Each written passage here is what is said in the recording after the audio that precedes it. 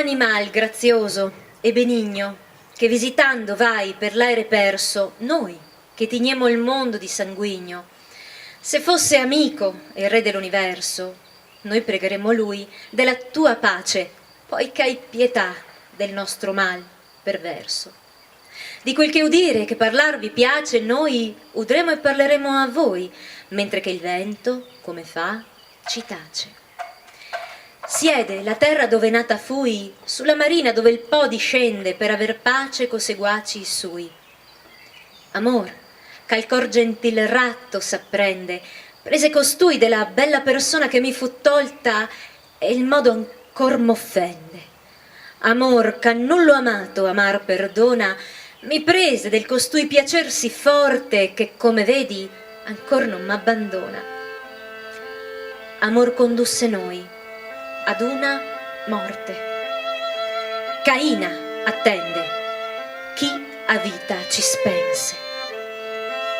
Queste parole da lor ci for porte. Quando io intesi quelle anime offense, chinai il viso e tanto il tenni basso, finché il poeta mi disse: che pense?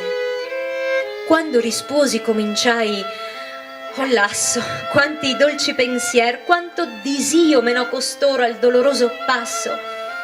Poi mi rivolsi a loro e parlai io e cominciai: Francesca, i tuoi martiri a lagrimar mi fanno tristo e pio, ma dimmi, al tempo dei dolci sospiri, a che e come concedette amore che conosceste i dubbiosi disiri?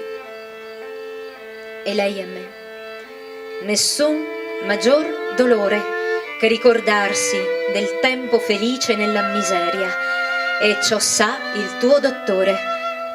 Ma sa conoscer la prima radice del nostro amor tu hai cotanto affetto, dirò come colui che piange e dice: noi leggiavamo un giorno per diletto di Lancellotto come amor lo strinse, soli eravamo e senza alcun sospetto. Per più fiate gli occhi ci sospinse quella lettura e scolorocci il viso, ma solo un punto fu quel che ci vinse. Quando leggemmo il disiato riso esser baciato da cotanto amante, questi che mai da me non fia diviso, la bocca mi baciò tutto tremante. Galeotto fu il libro e chi lo scrisse? Quel giorno più non vi leggemmo avante.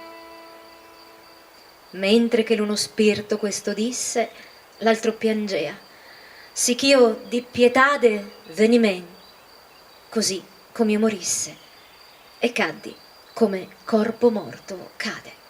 Bravo.